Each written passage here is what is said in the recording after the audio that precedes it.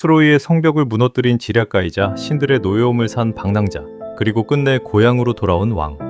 10년째 계속되던 전쟁이었습니다. 그리스 연합군은 트로이의 높고 단단한 성벽 앞에서 좀처럼 승기를 잡지 못했고 아킬레우스를 비롯한 숱한 영웅들이 그 성벽 아래에서 쓰러져 갔습니다. 병사들의 사기는 바닥을 쳤고 고향을 떠나온 지 벌써 10년째라는 사실이 모두를 지치게 만들고 있었습니다. 이타카의 왕 오디세우스는 처음부터 이 전쟁에 나서고 싶어 하지 않았던 인물이었습니다. 그에게는 갓 태어난 아들과 이제 막 왕위를 물려받은 작은 섬나라가 있었습니다. 하지만 일단 전쟁터에 선 이상 그는 누구보다 냉철하게 상황을 읽는 사람이었습니다. 힘으로 승부를 보려는 다른 장수들과 달리 그는 늘 한 걸음 물러서서 어떻게 하면 최소한의 희생으로 전쟁을 끝낼 수 있을지를 고민했습니다. 10년째 되던 해 그가 마지막으로 떠올린 것은 거대한 목마였습니다. 그 안에 정예병사들을 숨기고 나머지 군대는 배를 타고 물러나는 척하는 계획이었습니다. 처음 이 계획을 들은 장수들 중 몇몇은 코웃음을 쳤습니다. 10년을 싸워온 전쟁을 나무 조각상 하나로 끝낼 수 있다는 말을 쉽게 믿기 어려웠던 것입니다.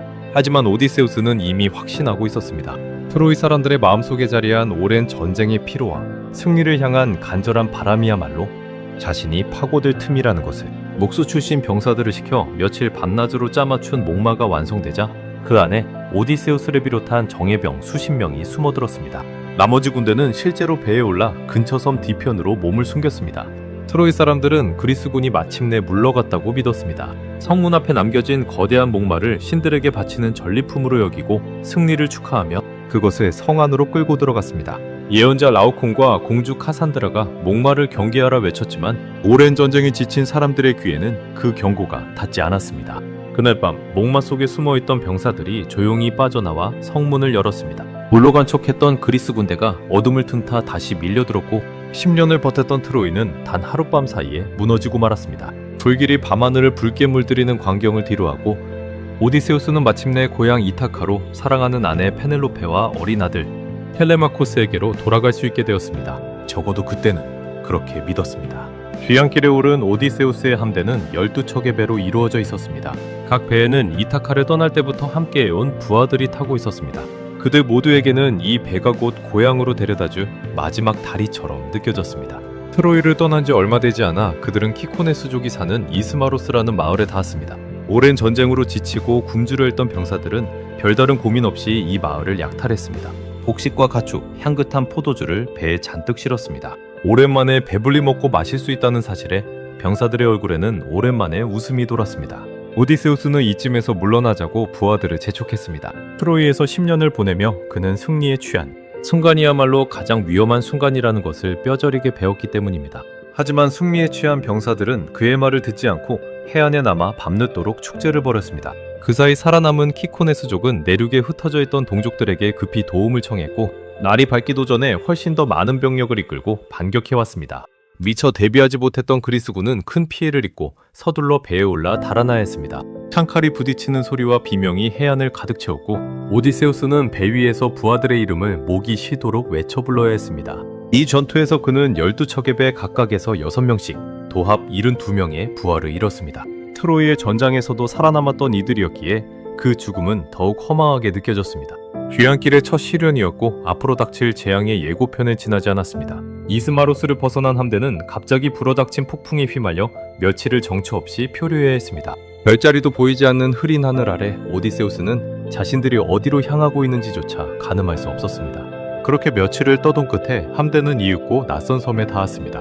이 섬에 사는 사람들은 노토파고이, 즉 연꽃을 먹는 자들이라 불렸습니다. 그들은 낯선 방문객들을 경계하기는커녕 오히려 친절하게 자신들이 즐겨 먹는 신비한 열매를 나누어 주었습니다. 정찰을 나갔던 병사 몇이 손님으로서 그 호의를 거절하지 못하고 열매를 맛보았습니다. 그 열매를 맛본 병사들에게 이상한 일이 벌어졌습니다. 그들은 순식간에 모든 근심과 걱정을 잊어버렸고 그와 함께 고향으로 돌아가겠다는 마음마저 완전히 잊어버렸습니다. 오직 이 섬에 남아 달콤한 열매를 먹으며 평온하게 지내고 싶다는 생각만이 그들의 머릿속을 가득 채웠습니다. 그들은 동료들이 다가와도 알아보지 못한 채 멍한 눈으로 미소만 지었습니다. 오디세우스는 사태를 파악하고는 열매에 취한 부하들을 억지로 끌고 와 배에 묵다시피 태웠습니다. 그들은 눈물을 흘리며 저항했고 다시 그 섬으로 돌아가게 해달라 애원했습니다. 하지만 오디세우스는 단호했습니다. 그는 남은 부하들에게 앞으로 어떤 낯선 것을 만나든 함부로 입에 대지 말라고 엄히 경고했습니다. 그렇게 함대는 서둘러 그 섬을 떠났습니다. 이때만 해도 그는 자신을 기다리고 있는 다음 섬이 훨씬 더 끔찍한 곳이라는 사실을 알지 못했습니다. 다음으로 닿은 섬에는 키크롭스, 즉 외눈박이 거인들이 살고 있었습니다. 이 거인들은 법도 도시도 없이 저마다 홀로 동굴에 살며 양을 치는 존재들이었습니다. 오디세우스는 호기심과 어느 낯선 땅에서든 통했던 손님으로서의 환대를 기대하는 마음으로 부하 12명을 데리고 그중 가장 큰 동굴을 찾아 들어갔습니다. 동굴 안에는 신선한 치즈와 젖짜인 그릇들이 가득했습니다. 부하들은 당장 이것들을 챙겨 배로 돌아가자고 재촉했지만 오디세우스는 이 동굴의 주인을 직접 만나보고 싶다는 호기심을 이기지 못했습니다. 그는 어느 낯선 땅에서든 손님을 후하게 대접하는 것이 인간과 신, 모두가 마땅히 지켜야 할 도리라고 믿어왔고 이 섬의 주인 역시 다르지 않으리라 짐작했습니다. 훗날 그는 이 결정을 뼈저리게 후회하게 됩니다. 해질 무렵 양떼를 몰고 돌아온 거인의 이름은 폴리페모스였습니다. 그는 동굴 입구를 커다란 바위로 막아버렸습니다. 사람 여럿이 힘을 합쳐도 꿈쩍하지 않을 무게였습니다. 오디세우스 일행은 순식간에 갇힌 신세가 되었습니다. 거인은 그리스인들의 존재를 반가워하기는커녕 오디세우스가 손님으로서의 예우를 부탁하는 말이 채 끝나기도 전에 병사 둘을 붙잡아 그대로 잡아먹었습니다. 다음 날도 그 다음 날도 같은 일이 반복되었습니다. 매일 아침 저녁으로 부하 둘씩이 사라졌습니다. 오디세우스는 당장 잠든 거인을 죽이고 싶은 충동을 몇 번이고 억눌러야 했습니다. 거인을 죽인다 해도 저 거대한 바위를 치울 수 있는 것은 오직 폴리페모스 뿐이었기 때문입니다. 그를 죽이는 순간 남은 이들은 그 동굴 안에서 굶어 죽을 운명이었습니다. 살아남기 위해서는 힘이 아니라 다른 무언가가 필요했습니다. 오디세우스는 트로이를 떠나올 때 챙겨온 물을 거의 섞지 않은 독한 포도주를 폴리페모스에게 권했습니다. 거인은 그런 진한 술을 처음 맛본 듯 크게 감탄하며 단숨에 여러 잔을 들이켰습니다. 쉬기가 오른 거인은 기분이 한결 좋아져 이 낯선 손님에게 답례로 무언가를 주고 싶다며 이름을 물었습니다. 오디세우스는 이렇게 대답했습니다. 제 이름은 아무도 아니다입니다. 사람들은 저를 그렇게 부릅니다. 거인은 그 대답이 우습다는 듯 껄껄 웃으며 그 대가로 자신이 오디세우스만은 가장 마지막에 잡아먹어주겠다고 약속했습니다. 그리고는 이내 술 기운을 이기지 못하고 깊은 잠에 빠져들었습니다. 이 순간을 오디세우스와 부하들은 며칠 동안 기다려왔습니다. 그들은 미리 올리브나무 몽둥이를 뾰족하게 깎아 불에 달궈둔 상태였습니다. 5명이 힘을 합쳐 그 거대한 창끝을 들어올려 잠든 거인의 하나뿐인 눈을 힘껏 찔러 돌렸습니다. 살이 타는 소리와 함께 거인은 동굴이 떠나갈 듯한 비명을 질렀습니다. 밖에 있던 다른 거인들이 놀라 동굴 앞으로 몰려와 무슨 일이냐고 물었습니다.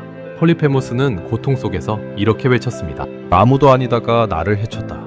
아무도 아니다가 나를 속였다. 그 말을 그대로 받아들인 동료 거인들은 아무도 아니다가 그를 해쳤다는 말을 곧 아무도 그를 해치지 않았다는 뜻으로 알아듣고는 그렇다면 신께서 내리신 병일 테니 어쩔 수 없는 일이라며 각자의 동굴로 돌아갔습니다. 오디세우스의 계략은 그렇게 완벽하게 성공하는 듯 보였습니다. 눈이 먼 폴리페모스는 다음날 아침 여느 때처럼 동굴 입구에 바위를 치우고 양떼를 밖으로 내보내야 했습니다. 그는 혹시라도 그리스인들이 양대 사이에 섞여 달아날까봐 동굴 문 앞에 앉아 양의 등을 일일이 손으로 더듬어 확인했습니다. 하지만 오디세우스는 그보다 한 수 앞서 부하들을 양의 배 밑에 밧줄로 매달아 두었습니다. 거인의 손이 등만 훑고 지나가는 사이 그들은 무사히 동굴을 빠져나올 수 있었습니다. 배에 올라 섬에서 멀어지던 오디세우스는 그러나 치명적인 실수를 저지릅니다. 그는 자신의 지략에 도취된 나머지 이 정도의 안전거리라면 괜찮으리라 여기며 멀어지는 배 위에서 거인을 향해 자신의 진짜 이름을 자랑스럽게 외쳤습니다. 잘 들어라 폴리페모스. 나를 해친 것은 이타카의 왕 라에르테스의 아들 오디세우스다. 이 한마디가 그의 운명을 완전히 바꾸어 놓았습니다. 폴리페모스는 다름 아닌 바다의 신 포세이돈의 아들이었습니다.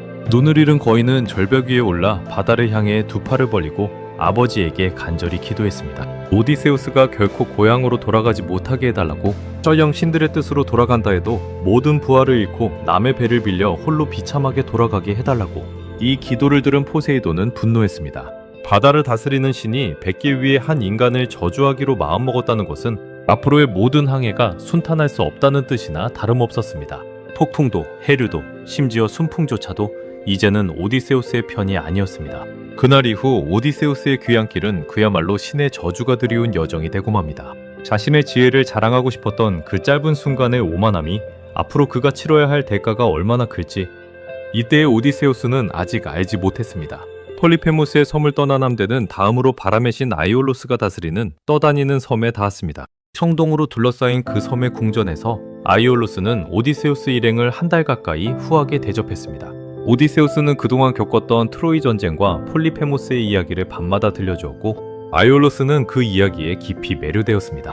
뻔할 채비를 하는 오디세우스에게 아이올로스는 아주 특별한 선물을 건넸습니다. 소가죽으로 만든 자루 하나에 이타카로 향하는데 필요한 순풍만을 남기고 세상의 모든 거센 바람을 가두어 넣은 것이었습니다. 서풍만이 배를 밀어주도록 남겨두고 북풍과 남풍과 동풍은 모두 은실로 단단히 묶어 그 자루 안에 봉인해 두었습니다.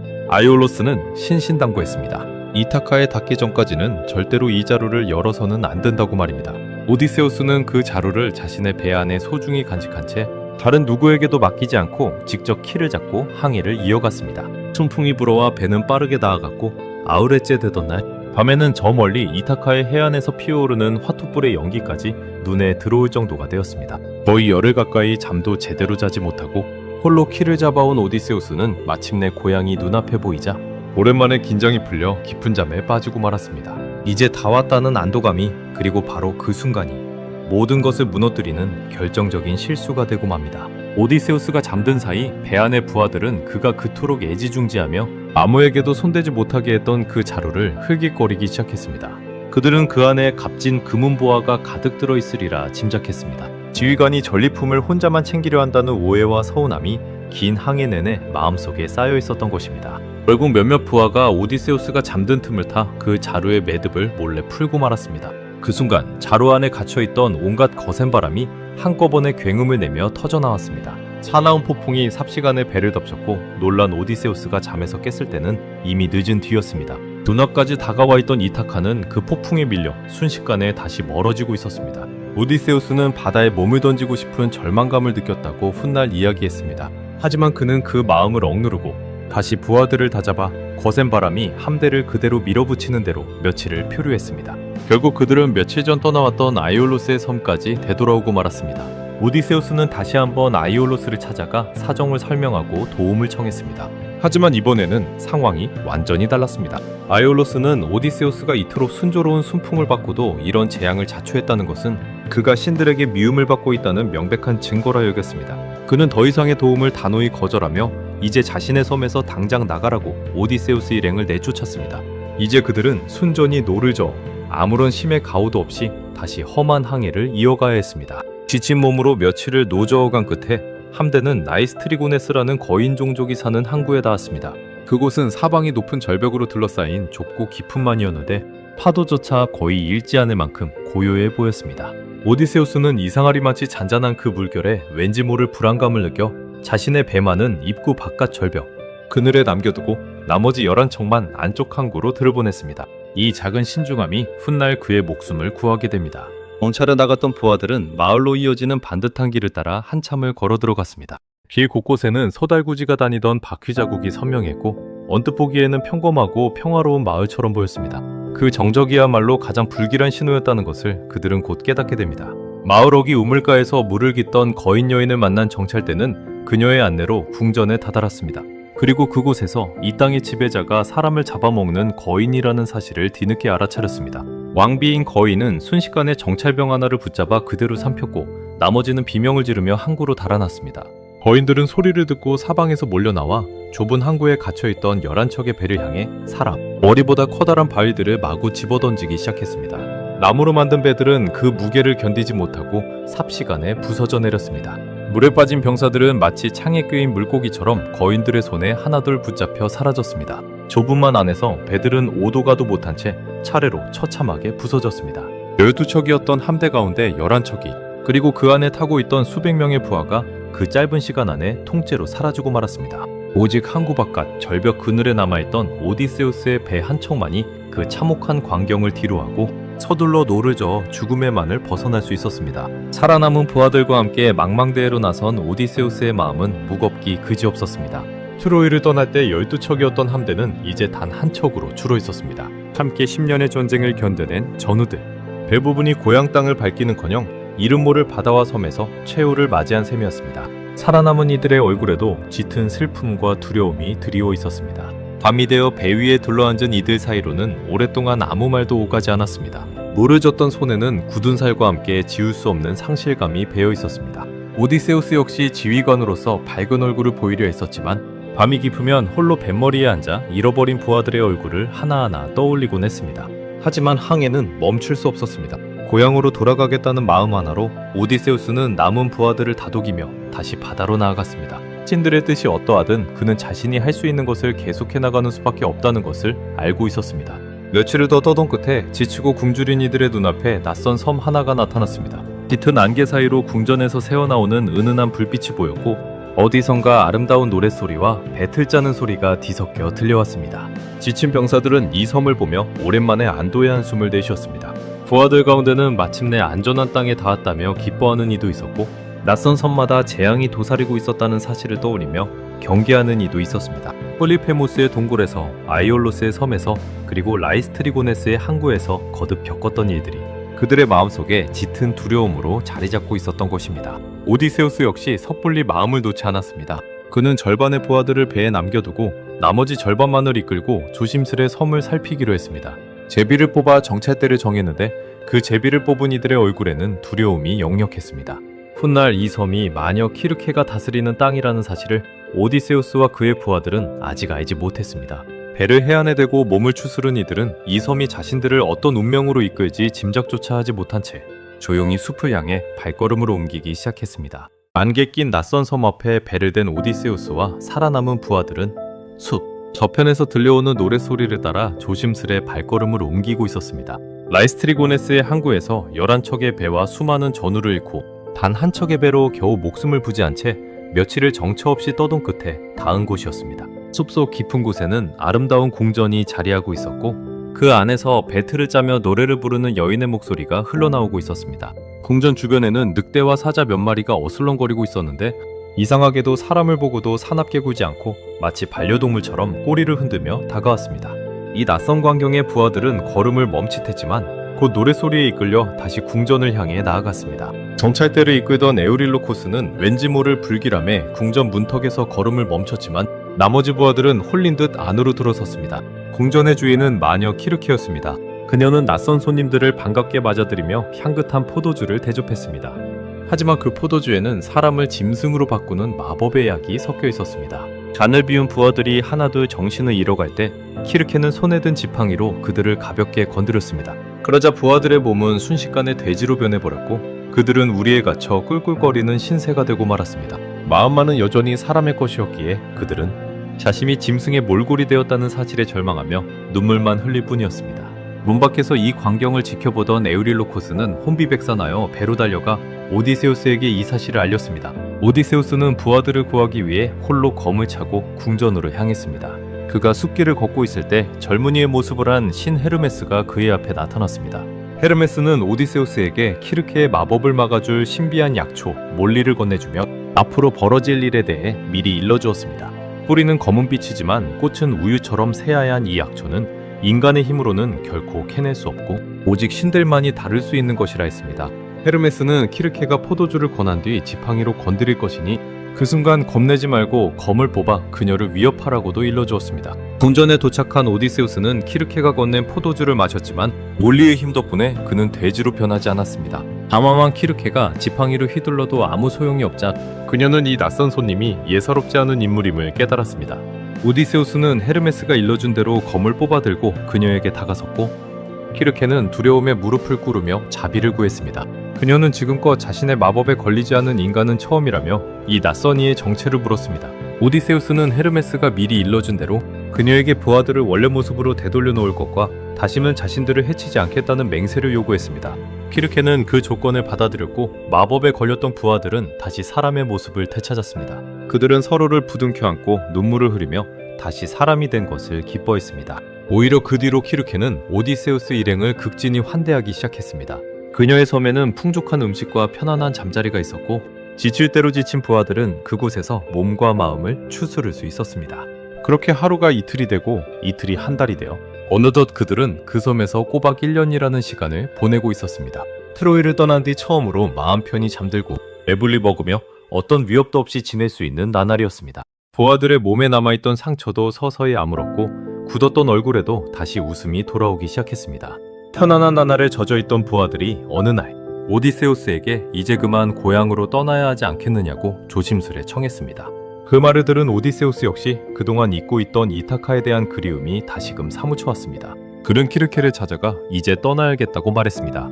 키르케는 순순히 그를 놓아주었지만 그 전에 반드시 거쳐야 할 곳이 있다고 말했습니다.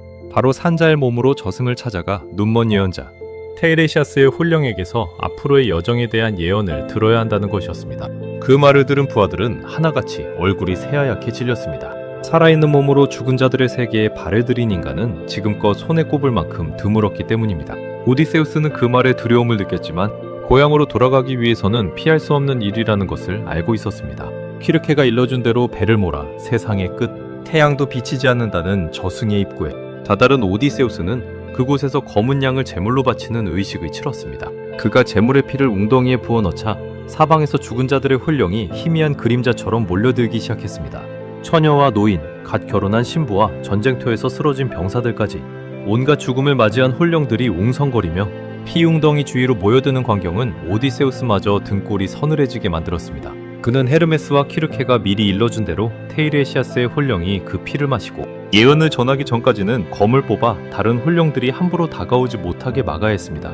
그중 가장 먼저 나타난 것은 얼마 전 키르케의 궁장, 지붕에서 떨어져 목숨을 잃은 젊은 부하 엘페노르의 홀령이었습니다. 술에 취한 채 지붕 위에서 잠들었다가 새벽에 떨어져 목이 부러진 그는 다른 이들이 바삐 떠날 채비를 하느라 미처 그의 죽음조차 알아채지 못한 사이 이곳까지 오게 된 것이었습니다. 그는 자신이 미처 장례도 치르지 못한 채 이곳에 왔다며 돌아가는 길에 자신의 시신을 찾아 화장하고 자신이 쓰던 노를 무덤 위에 꽂아 표시해달라고 애원했습니다. 오디세우스는 눈물을 삼키며 그러겠노라 약속했습니다. 이어 나타난 예언자 테이레시아스는 지팡이를 짚고 천천히 다가와 피웅덩이를 마시고서야 비로소 살아있을 때처럼 또렷하게 말할 수 있었습니다. 그는 오디세우스에게 중대한 경고를 전했습니다. 앞으로의 여정에서 태양신 헬리오스의 신성한 소떼가 있는 섬을 지나게 될 텐데 부하들이 배고픔에 시달리더라도 그 소를 단 한 마리라도 해친다면 부하들 모두가 죽음을 맞이하고 오디세우스 홀로 그것도 남의 배를 빌려 처참한 몰골로 고향에 닿게 될 것이라 했습니다. 반대로 그 경고를 지켜낸다면 반드시 고향으로 돌아갈 수 있을 것이라고도 덧붙였습니다. 설령 무사히 고향에 이른다 해도 그의 집에는 아내 페넬로페에게 구원하며 재산을 축내는 자들이 가득할 것이며 그들을 모두 처단한 뒤에야 비로소 진정한 평화를 되찾을 수 있으리라는 예언도 함께였습니다. 테이레시아스에 이어 오디세우스의 어머니 안티클레이아의 홀령이 나타났습니다. 오디세우스는 살아있는 어머니를 떠나온 뒤 처음으로 그녀와 마주하는 것이었기에 차마 말을 잇지 못하고 한참을 바라만 보았습니다. 그녀는 아들이 트로이로 떠난 뒤 그리움을 이기지 못해 세상을 떠났다고 전하며 아내 페넬로페가 여전히 그를 기다리며 정절을 지키고 있다는 사실과 늙은 아버지 라에르테스가 아들을 그리워하며 초라한 옷을 입은 채 궁전을 떠나 농장에서 홀로 지낸다는 소식을 전했습니다. 오디세우스는 몇 번이나 어머니의 홀령을 끌어안으려 했지만 그럴 때마다 그녀의 몸은 연기처럼 그의 팔 사이로 흩어져 버릴 뿐이었습니다. 그 뒤로는 트로이에서 전사한 그리스의 영웅들 아가멤논과 아킬레우스의 홀령도 차례로 나타났습니다. 아가멤논은 자신이 트로이에서 승리를 거두고 금이 환영했지만 정작 고향에서는 아내 크리타임메스트라와 그녀의 정부가 짜놓은 함정에 걸려 연회 자리에서 잔인하게 살해당했다는 비극을 전했습니다. 그는 오디세우스에게 아무리 아내를 믿는다 해도 고향에 돌아갈 때는 절대 미리 알리지 말고 은밀히 상황을 살피라 신신당부했습니다. 세상에 믿을 수 있는 여인은 이제 거의 남지 않았다며 그는 씁쓸한 목소리로 자신의 최후를 몇 번이고 되뇌었습니다. 아킬레우스는 저승에서 영웅으로 추앙받는 것보다 차라리 이승에서 가난한 소장농으로 사는 편이 낫겠다는 말을 남겨 오디세우스를 숙연하게 만들었습니다. 한때 트로이 전장을 호령하던 그 위대한 전사조차 죽음 앞에서는 어떤 영광도 부질없다는 것을 깨닫고 있었던 것입니다. 그 밖에도 수많은 홀령들이 오디세우스 주위로 몰려와 저마다의 사연을 전하려 했지만 그는 그 모든 목소리에 답할 겨를이 없었습니다. 그 중에는 한때 아킬레우스의 갑옷을 두고 오디세우스와 경합을 벌였다가 패한 뒤 스스로 목숨을 끊은 전사 아이아스의 홀령도 있었습니다. 오디세우스는 그에게 다가가 지난 일에 대해 화해의 말을 건네려 했지만 아이아스는 여전히 깊은 원한을 품은 채 아무 대답도 하지 않고 말없이 등을 돌려 다른 홀령들 사이로 사라져버렸습니다. 그 뒷모습을 바라보며 오디세우스는 죽은 자의 마음마저 풀어줄 수 없었다는 사실에 씁쓸함을 느껴야 했습니다. 저승에서 필요한 것을 모두 얻은 오디세우스는 서둘러 그곳을 빠져나와 다시 키르케의 섬으로 돌아갔습니다. 그는 약속대로 엘페노르의 시신을 찾아 정중히 화장하고 그의 노를 무덤 위에 꽂아 표시해 주었습니다. 키르케는 돌아온 그들을 다시 반갑게 맞으며 앞으로 마주치게 될 위험들에 대해 하나하나 자세히 일러주었습니다. 그녀는 오디세우스를 따로 불러 이제부터 그가 겪을 시련은 지금까지와는 비교도 안 될 만큼 혹독할 것이라 경고했습니다. 먼저 그들은 아름다운 노랫소리로 뱃사람을 홀려 죽음으로 이끄는 세이렌의 바위섬을 지나야 했습니다. 그 바위섬 주변 해안에는 노래에 홀려 무태오른 뒤 그대로 백골이 되어버린 옛 뱃사람들의 잔해가 무더기로 쌓여있다고 키르케는 미리 경고했습니다. 키르케의 조언에 따라 오디세우스는 부하들의 귀를 밀랍으로 막고 자신의 몸만은 돛대에 단단히 묶게 했습니다. 그는 세이렌의 노래가 어떤 것인지 두 귀로 직접 듣고 싶다는 호기심을 이기지 못했던 것입니다. 배가 바위섬 곁을 지날 때 과연 이 세상 것이라 믿기지 않을 만큼 아름다운 노랫소리가 바람을 타고 흘러왔습니다. 세이렌의 노래가 들려오자 그는 그 아름다움에 이성을 잃고 풀어달라 몸부림쳤지만 미리 지시받은 부하들은 오히려 그를 더 단단히 묶었습니다. 그렇게 오디세우스는 세이렌의 노래를 듣고도 살아남은 몇 안 되는 인간이 되었습니다. 다음으로 그들은 좁은 해협을 지나야 했습니다. 한쪽 절벽에는 6개의 머리를 가진 괴물 스킬라가, 다른 한쪽에는 배를 통째로 삼키는 거대한 소용돌이 카립디스가 도사리고 있었습니다. 키르케는 일찍이 스킬라가 원래는 아름다운 ним프였으나 마법에 걸려 지금의 흉측한 모습이 되었다고 전해주었습니다. 12개의 다리와 6개의 긴 목을 가진 그녀는 어두운 동굴 속에 몸을 숨긴 채 개처럼 컹컹 짖는 소리를 내며 지나가는 배의 선원을 낚아채 잡아먹는다고 했습니다.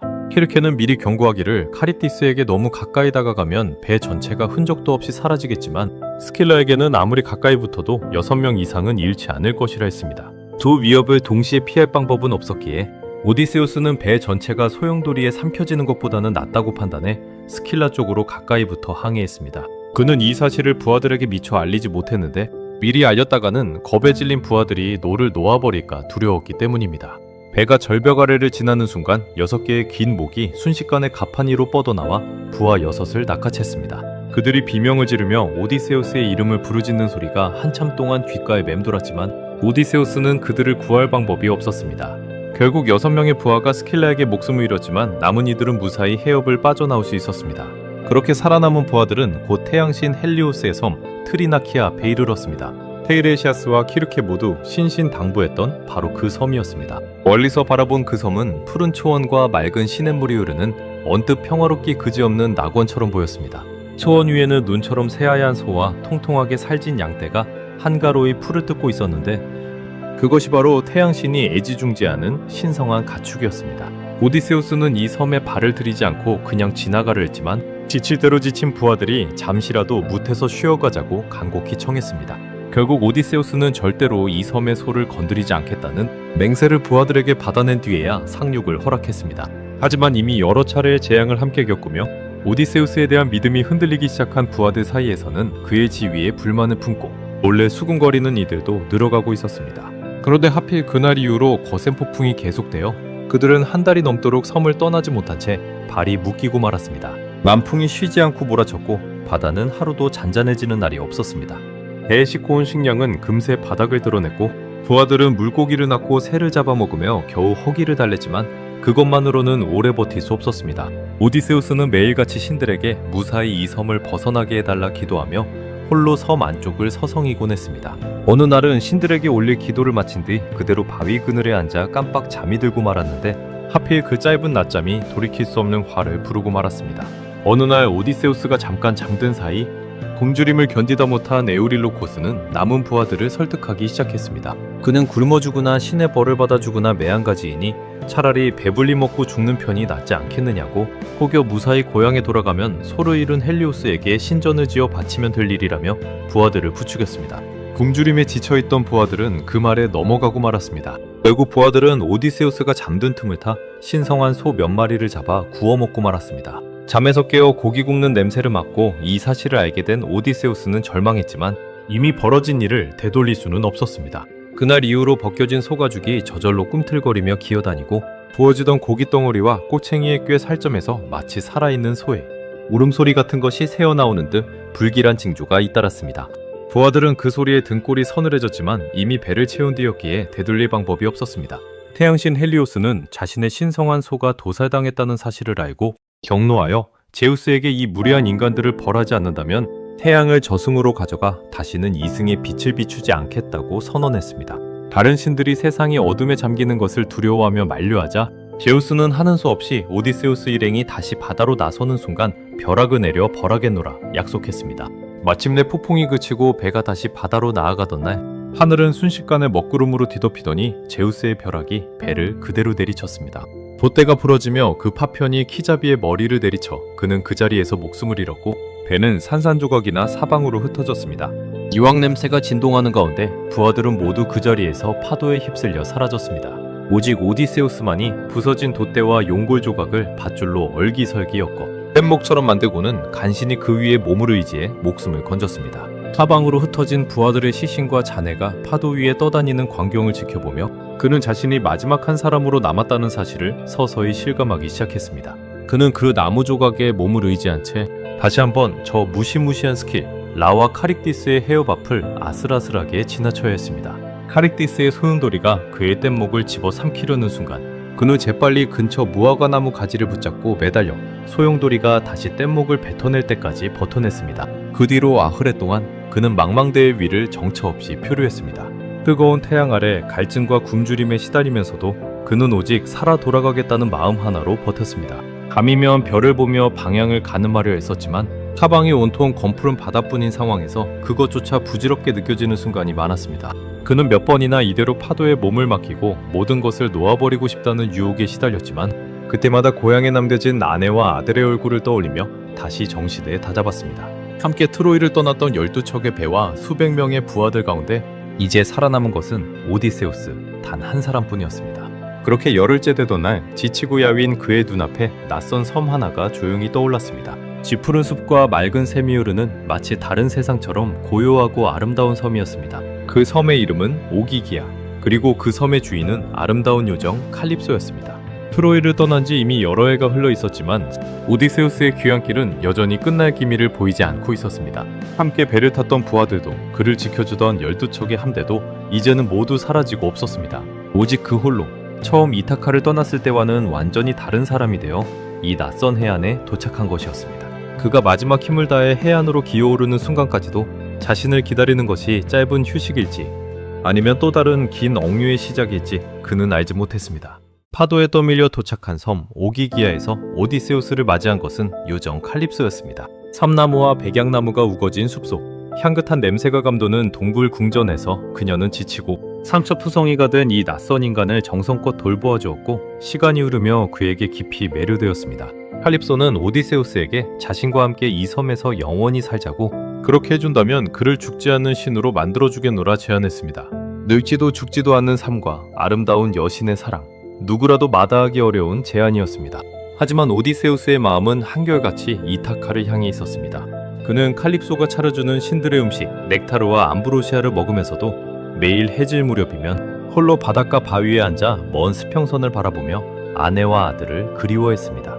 그럴 때마다 그의 두 눈에는 소리 없이 눈물이 흘러내렸습니다. 그렇게 하루하루가 쌓여 어느덧 칼립소의 섬에서 보낸 세월은 무려 7년에 이르렀습니다. 그동안 이타카에서는 오디세우스가 죽었다고 여긴 수많은 구원자들이 궁전에 눌러앉아 페넬로페에게 결혼을 강요하며 재산을 축내고 있었습니다. 이 사정을 딱하게 여긴 아테나 여신은 마침내 신들의 회의에서 오디세우스의 귀향을 도와달라 간청했습니다. 제우스는 그녀의 청을 받아들여 전령의 신 헤르메스를 칼립소에게 보내 오디세우스를 놓아주라는 명을 전했습니다.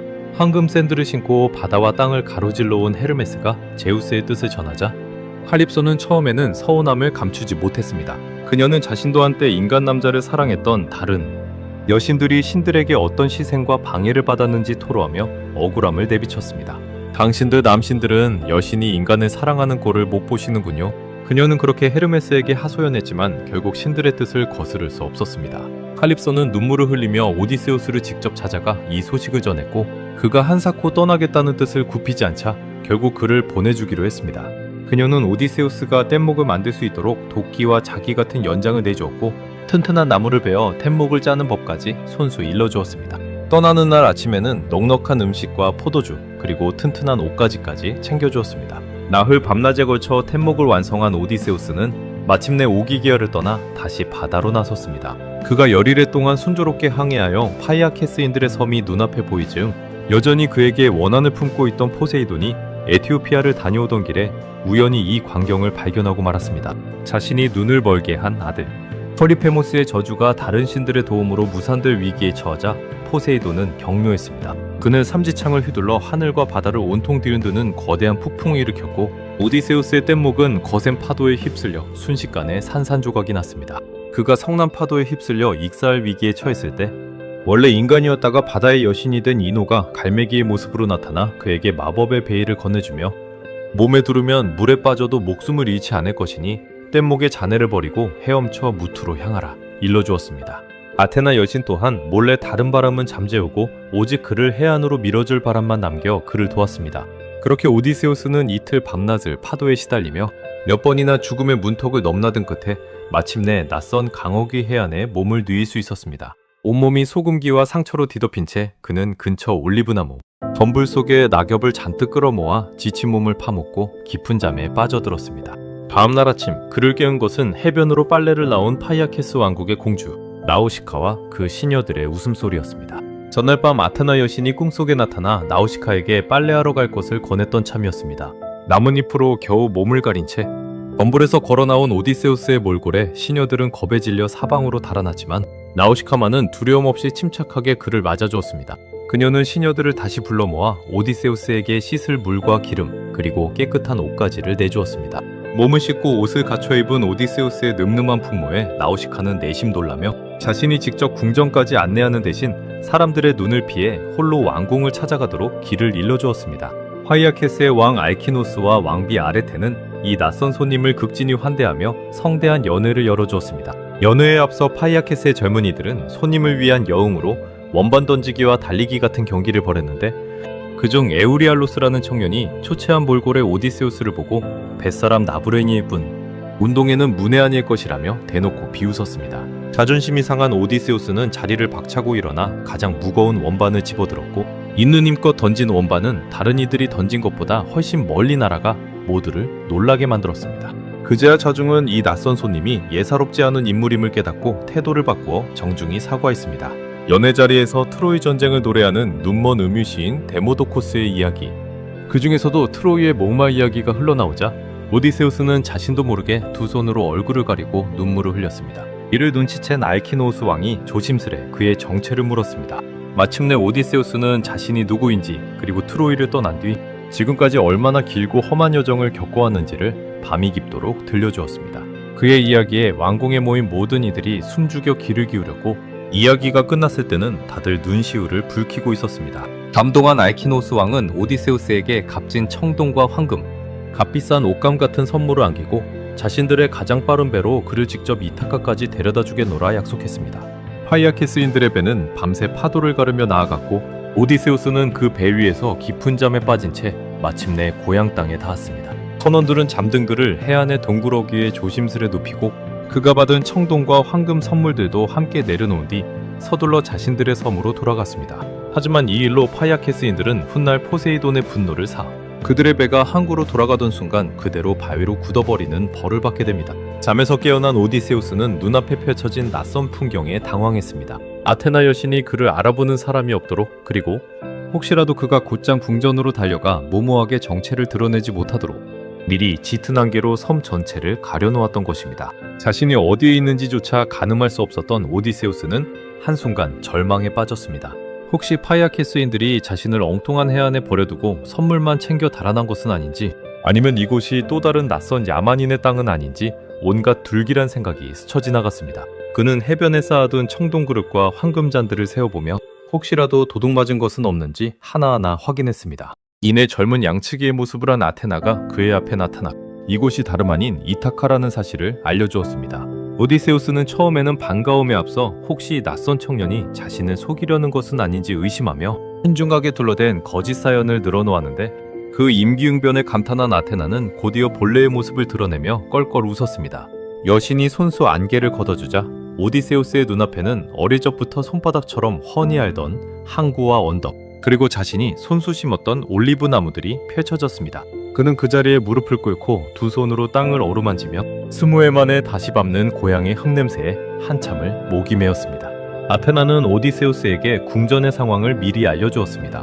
100명이 넘는 구원자들이 궁전에 눌러앉아 날마다 소와 양을 잡아 잔치를 벌이며 그의 재산을 축내고 있으며 아내 페넬로페는 온갖 핑계로 재혼을 미루며 힘겹게 버티고 있다는 것이었습니다. 무작정 정체를 드러냈다가는 수많은 구원자들에게 목숨을 잃을 뿐이라 판단한 아테나는 지팡이로 오디세우스를 가볍게 건드려 그를 늙고 초라한 거지의 모습으로 변신시켰습니다. 피부는 주름지고 검게 그을렸으며 숨만 턴 머리카락은 듬성듬성해지고 몸은 구부정하게 굽어 함께 지낸 부하들조차도 알아볼 수 없는 모습이 되었습니다. 아테나는 그에게 먼저 충직한 돼지치기 에우마이오스의 오두막을 찾아가 몸을 의탁하라고 일러주었습니다. 에우마이오스는 오랜 세월 오디세우스의 가문을 섬겨온 노예였지만 주인이 돌아오기를 진심으로 바라며 한결같이 충성을 지켜온 인물이었습니다. 그날 궁전의 구원자들이 자신이 돌보는 돼지들을 매일같이 잡아 잔치 음식으로 축내는 것을 보면서도 힘없는 처지에 그저 속을 끓일 뿐이었습니다. 오두막 주위에는 그가 손수 엮은 튼튼한 울타리와 돌담이 둘러쳐져 있었고 사나운 개 4마리가 밤낮으로 돼지떼를 지키고 있었습니다. 낯선 거지가 오두막 앞에 나타나자 개들이 사납게 짖으며 달려들었지만 에우마이오스는 서둘러 개들을 쫓아내고는 넉넉지 않은 살림에도 불구하고 따뜻한 음식과 잠자리를 아낌없이 내주었고 험한 세상을 떠도는 나그네를 함부로 대해서는 안 된다는 도리를 몸소 지켰습니다. 오디세우스는 자신의 정체를 숨긴 채 크레타 출신으로 여러 나라를 떠돌다 이곳까지 흘러들어왔다는 그럴듯한 이야기를 지어내 들려주었습니다.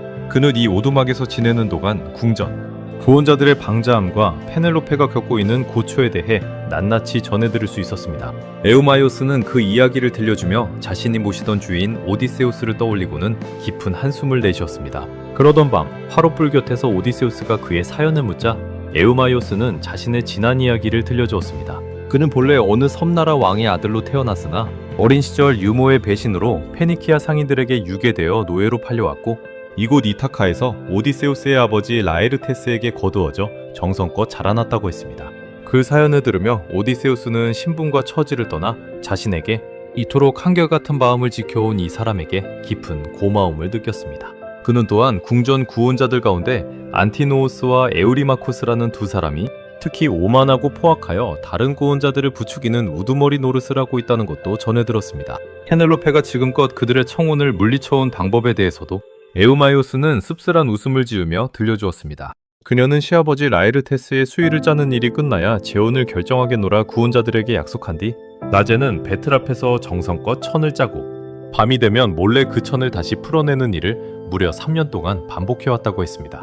결국 이 계략은 배신한 시녀의 밀고로 구원자들에게 들통나고 말았지만 페넬로페는 그 뒤로도 온갖 지혜를 짜내어 재혼을 미루며 힘겹게 버텨오고 있었습니다.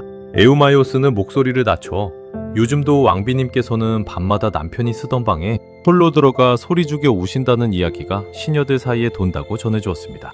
그러던 어느 날 아버지의 소식을 찾아 먼 길을 떠났던 아들 텔레마코스가 오랜 여정을 마치고 이타카로 돌아왔습니다. 아테나 여신의 권유로 그는 이미 오래전부터 필로스와 스파르타로 오가며 아버지의 옛 전우였던 네스토르와 메넬라오스를 찾아가 소식을 수소문해왔습니다. 필로스의 늙은 왕 네스토르는 트로이 전쟁에서 함께 싸웠던 옛 전우의 아들을 반갑게 맞아 성대히 대접했지만 정작 오디세우스의 행방에 대해서는 트로이 함락 이후로 소식이 끊겼다는 것 외에 왜 다른 정보를 주지 못했습니다. 이어 스파르타를 찾은 텔레마코스는 그곳에서 트로이 전쟁의 원인이 되었던 헬레네와 제외한 메넬라우스 왕부부의 융숭한 환대를 받았습니다. 연회 자리에서 옛 전쟁의 기억에 좌중이 눈물 짓자 헬레네는 이집트에서 얻어온 신비한 약을 포도주에 몰래 타서 손님들에게 권했는데 그 약을 마신 이들은 슬픔과 근심을 씻은 듯 잊고 다시 웃음을 되찾았다고 합니다. 메넬라우스는 그에게 오디세우스가 아직 살아있으며 칼립소의 섬에 붙들려 있다는 소식을 전해주었고 텔레마코스는 그 이야기에 신학 같은 희망을 품은 채 서둘러 이타카로 돌아오는 길이었습니다.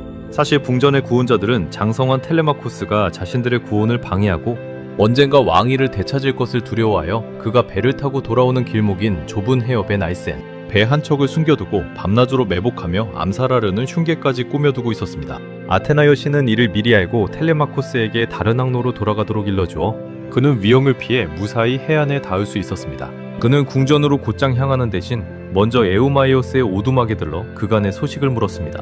오두막에서 낯선 거지 노인과 마주친 텔레마코스는 처음에는 그가 자신의 아버지인 줄 꿈에도 알지 못했고 오히려 이 낯선 손님이 행여 불편해할까 염려하며 정중히 예를 갖추어 인사를 건넸습니다.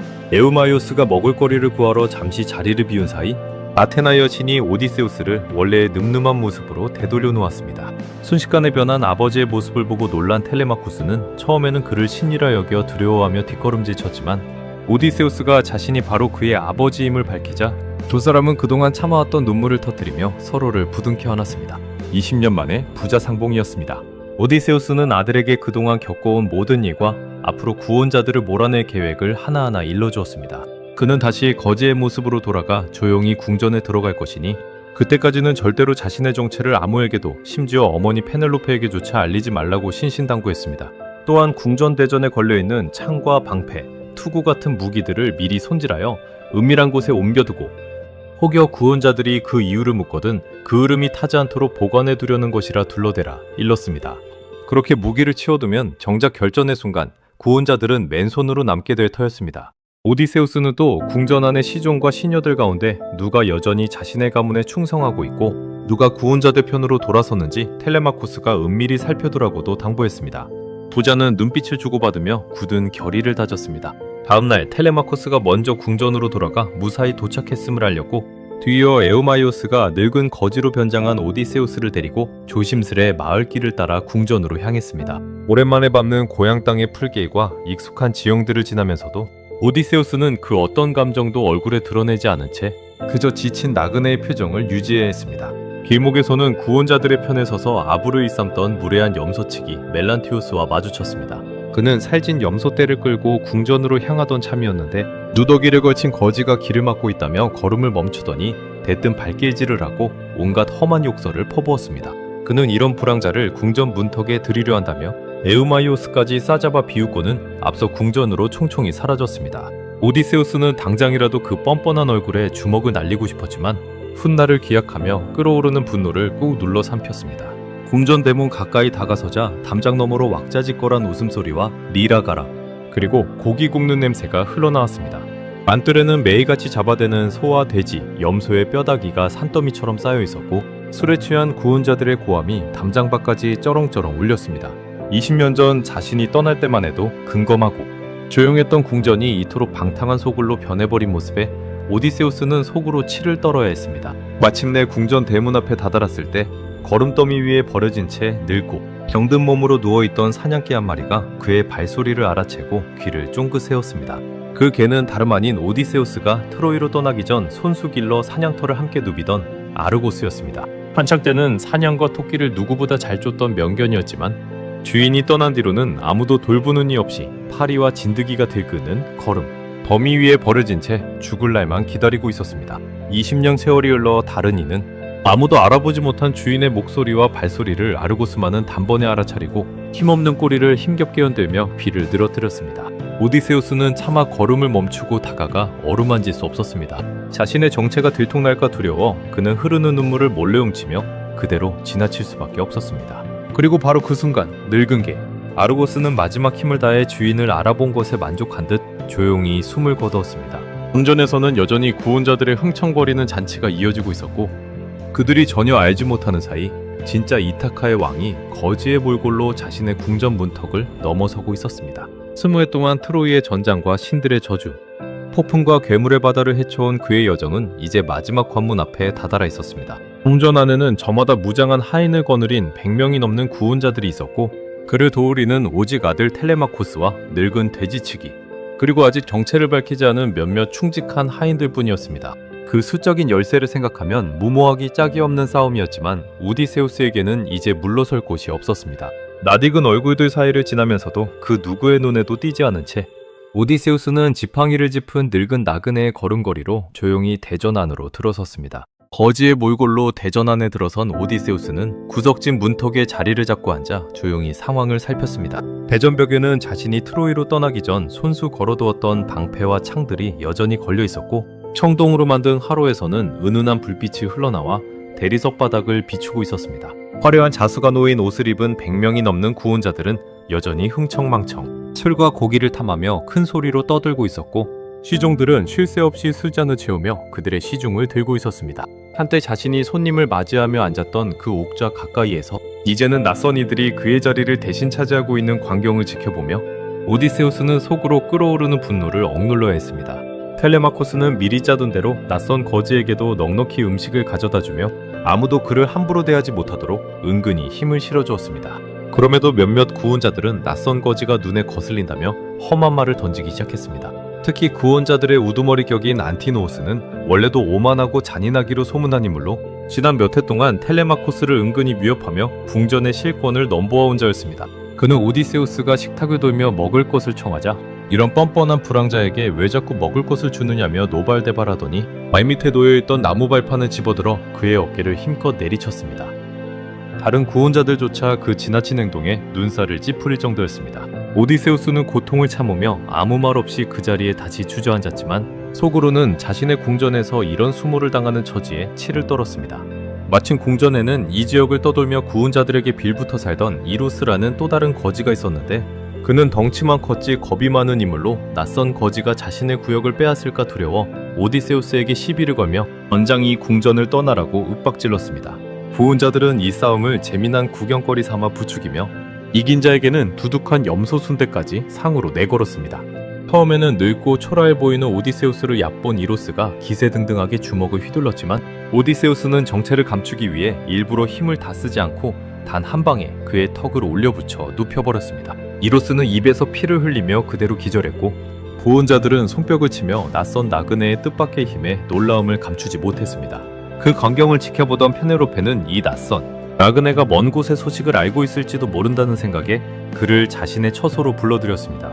오디세우스는 자신이 크레타 출신이며 오래전 이타카를 지나던 길에 오디세우스를 만난 적이 있다는 거짓 이야기를 지어내며 그가 청동 갑옷을 입고 자줏빛 망토를 두른 채 트로이로 떠났다는 세세한 모습까지 생생히 묘사해 그녀의 마음을 사로잡았습니다. 그는 최근 테스프로티아라는 나라에서 오디세우스가 신들에게 바칠 재물을 마련하며 지내고 있다는 소식을 들었다고 덧붙이며 다만 그가 그동안 모아온 재물을 모두 배에 싣고 오늘아 귀향이 늦어지고 있는 것뿐이라고 그럴듯하게 꾸며 말했습니다.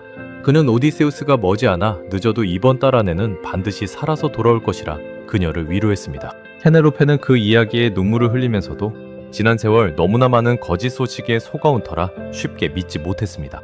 그녀는 자신이 밤마다 꾸는 꿈 이야기를 들려주며 그 의미를 물었는데 자신이 애지중지 기르던 20마리의 거위를 어디선가 나타난 커다란 독수리 한 마리가 날카로운 부리로 덮쳐 모조리 죽여버리는 꿈이었습니다.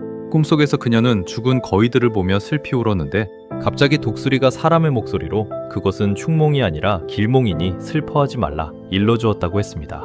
오디세우스는 그 독수리가 바로 돌아올 오디세우스 자신이며 거위들은 구원자들을 뜻한다고 풀이해주었지만 페넬로페는 반신반의하며 씁쓸한 미소만 지을 뿐이었습니다. 그녀는 낯선 손님에게 하룻밤 편히 묵어가라 청하며 늙은 유모 에우리클레이아를 불러 그의 발을 씻어주라 일렀습니다. 대야에 발을 담그던 에우리클레이아는 문득 그의 정강이에 남은 흉터를 발견하고 소스라치게 놀랐습니다.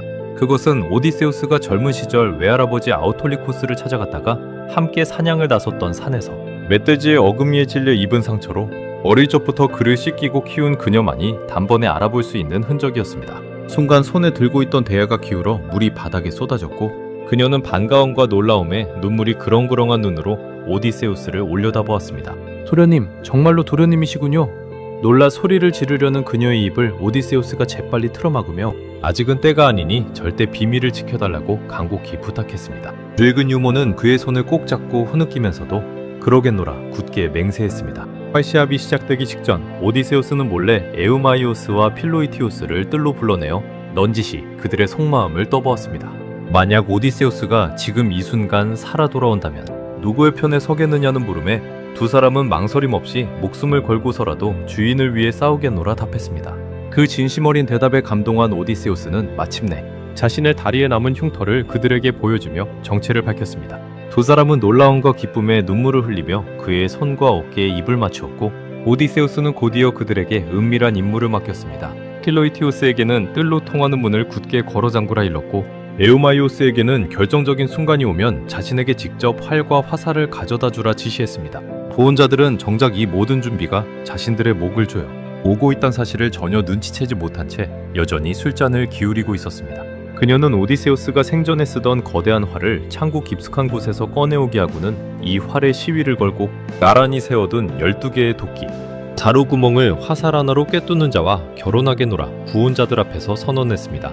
그 활은 오디세우스가 젊은 시절 친구에게서 선물 받은 것으로 지난 20해 동안 아무도 손댄 이 없이 고이 보관되어 있던 것이었습니다. 텔레마코스는 손수 흙바닥에 깊은 도람을 파고 12개의 도끼를 밧줄 손잡이가 위를 향하도록 나란히 세워 박아 넣었습니다. 실수 없이 반듯하게 줄지어선 도끼들을 보며 구원자들 중 몇몇은 벌써부터 저 좁은 구멍을 어찌 화살로 꿰뚫을 수 있겠느냐며 수군거렸습니다. 오디세우스는 생전에 이 활시합을 즐겨버렸던 기억을 떠올리며 자신이 살아있을 적 손쉽게 해내던 그 묘기를 지금의 구원자들 가운데는 단 한 명도 흉내조차 내지 못하리라는 것을 이미 알고 있었습니다. 구원자들은 저마다 자신만만하게 나섰지만 오디세우스가 살아생전 오직 그만이 자율자재로 다룰 수 있었던 그 활은 시위를 거는 것조차 누구에게도 쉽지 않았습니다. 한 사람씩 차례로 활을 붙잡고 씨름했지만 시위는 꿈쩍도 하지 않았고 몇몇은 불에 활을 데워 부드럽게 만들어 보려 했지만 그마저도 소용이 없었습니다. 구원자들의 얼굴에는 점차 당혹감과 불효감이 번져갔습니다. 그 모습을 지켜보던 오디세우스는 자신도 한번 시험해보게 해달라고 조용히 청했습니다. 구원자들은 늙은 거지 주제에 가당치 않다며 비웃고 손사래를 쳤지만 텔레마코스가 나서서 손님에게도 기회를 주자고 거들며 상황을 정리했습니다. 대전하는 순식간에 조용해졌고 구원자들의 야유, 꺾인 웃음소리 사이로도 왠지 모를 불안한 정적이 감돌았습니다. 페넬로페는 이미 텔레마코스의 권유에 따라 자신의 처소로 물러나 있었기에 이 결정적인 순간을 직접 지켜보지는 못했습니다. 오디세우스는 그 활을 건네받아 손에 익은 무게를 가늠하듯 이리저리 살펴보더니 아무런 힘도 들이지 않은 듯 단숨에 시위를 걸었습니다. 그 매끄러운 손놀림을 지켜보던 텔레마코스는 그동안 홀로 상상만 해오던 아버지의 진짜 위용을 두 눈으로 직접 목격하며 가슴이 벅차올랐습니다. 그러고는 화살을 시위에 매겨 힘껏 당겼고 화살은 정확히 12개의 도끼자루 구멍을 모두 꿰뚫고 지나갔습니다. 자중이 놀라움에 얼어붙은 그 순간 오디세우스는 누더기를 벗어던지고 자신의 진짜 모습을 드러냈습니다. 나는 이타카의 왕 오디세우스다. 그의 외침에 구원자들의 얼굴은 순식간에 새하얗게 질렸습니다. 그들은 처음에는 이것이 무슨 짓궂은 농담인 줄 알았지만 오디세우스의 눈빛에서 살기를 잃고서야 비로소 자신들이 지난 20회 동안 저지른 짓의 대가를 치르게 되리라는 것을 깨달았습니다. 그는 곧바로 화살을 제어 가장 오만했던 안티노우스를 향해 쏘았고 마침 술잔을 들어올리던 그의 목을 화살이 정확히 꿰뚫었습니다. 그가 채 쓰러지기도 전에 다른 구원자들은 벽에 걸린 방패와 창을 찾아 허둥지둥 달려갔지만 그마저도 이미 텔레마코스가 미리 다른 곳으로 옮겨놓은 뒤였습니다. 뒤이어 텔레마코스와 충직한 아인 에우마이오스 그리고 소치기 필로이티우스가 미리 숨겨두었던 창과 방패, 투구를 꺼내들고 오디세우스 곁에 섰습니다. 무기를 빼앗긴 채 갇힌 대전 안에서 구원자들은 우왕좌왕하며 도망칠 곳을 찾았지만 문이라는 문은 모두 굳게 잠겨 있었습니다. 몇몇은 목숨을 구걸하며 무릎을 꿇었지만 오디세우스는 지난 세월 그들이 저지른 만행을 낱낱이 꾸짖으며 자비를 베풀지 않았습니다. 싸움이 한창 격렬해질 무렵 아테나 여신이 옛 스승 멘토르의 모습으로 변신해 전장에 나타나 오디세우스 편에 서서 그를 도왔습니다. 여신의 손길이 닿자 구원자들이 던진 창들은 번번이 빗나가거나 벽에 힘없이 부딪혀 떨어졌고 완대로 오디세우스와 그의 동료들이 던진 창은 하나같이 정확하게 목표를 꿰뚫었었습니다. 오디세우스와 그의 편에 선 이들은 문을 걸어 잠근 채 하나하나 구원자들을 처단해 나갔습니다. 한때 방자하게 궁전을 활보하던 100명이 넘는 구원자들은 그날 단 한 사람도 살아서 그 대전을 나가지 못했습니다. 싸움이 끝난 뒤 오디세우스는 그동안 구원자들 편에 붙어 주인을 배신했던 몇몇 시녀와 하인들을 가려내 벌하고 끝까지 충성을 지킨 이들에게는 깊은 감사를 전했습니다. 늙은 유모 에우리클레이아가 궁전의 시녀들을 한 명씩 불러 모아 그동안 누가 구원자들과 어울려 지냈는지 낱낱이 짚어냈습니다. 오디세우스는 시신들을 대전 밖으로 옮기고 자리를 정돈하는 일에도 배신한 시녀들을 동원한 뒤 그들에게 그동안의 부정한 처신에 대한 엄중한 벌을 내렸습니다. 특히 염소치기 멜란티우스는 지난날 오디세우스를 걷어차고 조롱했던 무례함에 더해 구원자들에게 무기를 몰래 가져다준 사실까지 밝혀지며 가장 무거운 벌을 피할 수 없었습니다. 반면 끝까지 흔들림 없이 곁을 지킨 에우마이오스와 필로이티오스에게는 이제 더 이상 종이 아니라 자유민이자 오디세우스의 가까운 벗으로 살아가게 될 것이라는 약속이 주어졌습니다. 대전 안에 널브러진 시신들을 치우고 핏자국으로 얼룩진 바닥과 벽을 유황연기로 정화한 뒤에야 궁전은 비로소 20해 만에 본래의 평온을 되찾기 시작했습니다. 늙은 유모 에우리클레이아는 기쁨의 눈물을 흘리며 이 소식을 페넬로페에게 전했지만 그녀는 오랜 세월 겪어온 배신과 거짓 소식에 지친 나머지 쉽사리 믿으려 하지 않았습니다. 혹시 어느 신께서 오만한 구원자들을 벌하시려고 저 낯선 이의 모습을 빌리신 것은 아닐까요? 그녀는 그렇게 되물으며 선뜻 아래층으로 내려가려 하지 않았습니다. 유모가 거듭 재촉하자 페넬로페는 마지못해 몸소 대전으로 내려가 낯선 사내를 마주했지만 화롯가의 등을 기댄 채 한참을 말없이 그를 바라보기만 했습니다. 텔레마코스가 답답한 마음에 어찌 아버지를 이토록 냉담하게 대하느냐 물었지만 페넬로페는 진짜 오디세우스라면 오직 자신만이 아는 사실로 증명할 수 있을 것이라 차분히 답했습니다. 그녀는 시녀에게 부부의 침실에 있는 침대를 방 밖으로 옮겨 손님이 편히 쉴 수 있게 하라 명했습니다. 그 말을 들은 오디세우스는 순간 낯빛이 변하며 대체 누가 자신의 침대를 옮겼느냐고, 그 침대는 자신이 손수 살아있는 올리브나무 밑동을 뿌리채 그대로 살려 통째로 깎아 만든 것이라 애초에 옮길 수 없는 것이라고 격앙된 목소리로 반박했습니다. 그것은 오직 그와 페넬로페 그리고 단 한 명의 늙은 시녀만이 아는 비밀이었습니다. 그 대답을 들은 순간 페넬로페의 무릎에서 힘이 풀렸습니다. 그녀는 마침내 참아왔던 눈물을 터뜨리며 그에게 달려가 목을 끌어안고는 오랫동안 그를 의심했던 것을 용서해달라고, 낯선 사내를 사칭한 이들에게 속을까 두려워 그리했던 것이라고 흐느끼며 말했습니다. 20회에 걸친 기다림과 방랑이 마침내 하나로 이어지는 순간이었습니다. 두 사람은 밤이 깊도록 서로 떨어져 지낸 세월 동안 겪었던 일들을 하나하나 나누며 그동안 참아왔던 이야기들을 풀어놓았습니다. 아테나 여신은 오랜만에 재회한 부부가 이야기를 다 나눌 수 있도록 공이 푸는 시각을 한참 뒤로 늦추어 밤을 길게 늘어주었습니다. 오디세우스는 트로이에서의 10년과 바다, 류에서 보낸 또 다른 10년의 이야기를 페넬로페에게 낱낱이 들려주었고, 페넬로페 또한 그가 없는 동안 홀로 감내해야 했던 구원자들의 압박과 외로운 밤들에 대해 털어놓았습니다. 오디세우스는 이어 늙은 아버지 라에르테스를 찾아갔습니다. 아들을 잃은 슬픔에 궁전을 떠나 홀로 초라한 농장에서 지내던 라에르테스는 다해진 옷을 입고 흑투성이가 된 손으로 묵묵히 포도나무를 손질하고 있었습니다. 20회 동안 아들을 애타게 그리워하느라 몰라보게 늙고 야윈 그의 모습을 보고 오디세우스는 차마 눈물을 참지 못했습니다. 낯선 이가 찾아와 넌지시 옛 이야기를 건네자 라에르테스는 처음에는 반신반의하며 혹시 자신을 놀리려는 것이냐고 되물었습니다. 오디세우스가 자신의 다리에 남은 흉터를 보여주고 어린 시절 아버지에게서 선물 받았던 배나무와 무화과나무, 포도나무 13그루의 이름을 하나하나 정확히 읊어보이자 그제야 라에르테스는 온몸을 떨며 눈앞의 사내가 진짜 자신의 아들임을 확신했습니다. 그는 무릎을 꿇을 뻔한 몸을 아들의 품에 기댄 채 그를 부둥켜 안았고 한참 동안 아무 말도 하지 못한 채 그저 흐느끼기만 했습니다.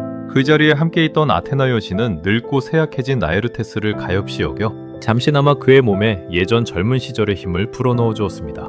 순간 허리가 곧게 펴지고 팔에 힘이 돌아온 라에르테스는 마치 젊은 장수처럼 창을 힘차게 고쳐주며 아직 자신도 아들을 지킬 힘이 남아있음을 보여주고 싶어 했습니다.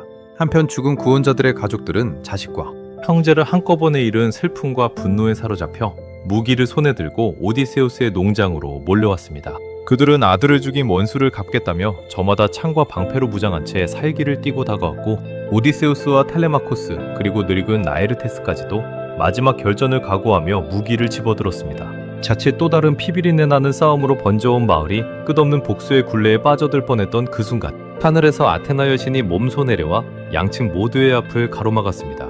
그녀는 우렁찬 목소리로 이제 그만 창을 거두고 싸움을 멈추라 명했고 신의 위험 앞에 양측 모두는 감히 거스르지 못한 채 손에 쥔 무기를 떨어뜨렸습니다. 아테나는 오디세우스 집안과 부원자들의 유족 사이에 다시는 서로를 해치지 않겠다는 굳은 맹세를 이끌어냈고 그렇게 오랜 원한과 피로 얼룩질 뻔했던 이타카에는 마침내 평화가 찾아왔습니다. 오디세우스는 그날 이후 이타카의 왕좌에 다시 앉아 나라를 다스리기 시작했습니다. 20회 동안 방치되었던 궁전은 서서히 옛 활기를 되찾아갔고 페넬로페는 다시 안주인의 자리에서 살림을 도맡았으며 텔레마코스는 아버지 곁에서 나란 일을 배우며 장차 이타카를 이끌어갈 왕자로 성장해갔습니다. 늙은 라에르테스도 다시 궁전으로 돌아와 남은 여생을 아들 네웨와 손자의 곁에서 편안히 보낼 수 있었습니다. 그렇게 20회에 걸친 오디세우스의 길고 험난한 여정은 마침내 끝을 맺었습니다. 트로이의 성벽 앞에서 목마를 짜던 그 밤부터 시작해 외눈거인의 동굴과 바람의 자루, 마녀의 섬과 저승의 어귀, 세이렌의 노래와 소용돌이 치는 해역, 신의 소떼와 벼락, 그리고 요정의 섬에 갇혀보낸 7년의 세월에 이르기까지 그가 지나온 길은 인간이 감당하기에는 너무나 가혹한 시련의 연속이었습니다. 트로이를 떠날 때 그와 함께했던 12척의 배와 수백 명의 부하들 가운데 끝까지 살아남아 고향 땅을 다시 밟은 것은 오직 그 한 사람뿐이었습니다. 그 모든 순간 그를 지탱해준 것은 남다른 힘이나 신들의 각별한 총애가 아니라 오직 고향으로 사랑하는 이들의 곁으로 돌아가겠다는 흔들리지 않는 마음이었습니다. 그리고 그 마음이 결실을 맺을 수 있었던 것은 20해라는 긴 세월 동안 온갖 유혹과 압박 속에서도 끝내 그를 믿고 기다려온 페넬로페의 인내와 아버지의 얼굴조차 기억하지 못한 채 살아야했던 아들 텔레마코스가 끝내 그의 곁을 지켜준 덕분이었습니다. 트로이의 목마에서 시작된 지략가 오디세우스의 이야기는 결국 인간이 지닐 수 있는 가장 오래 배고도 강한 힘, 바로 돌아갈 곳이 있다는 믿음과 그곳에서 기다리는 이들에 대한 사랑으로 완성되었습니다.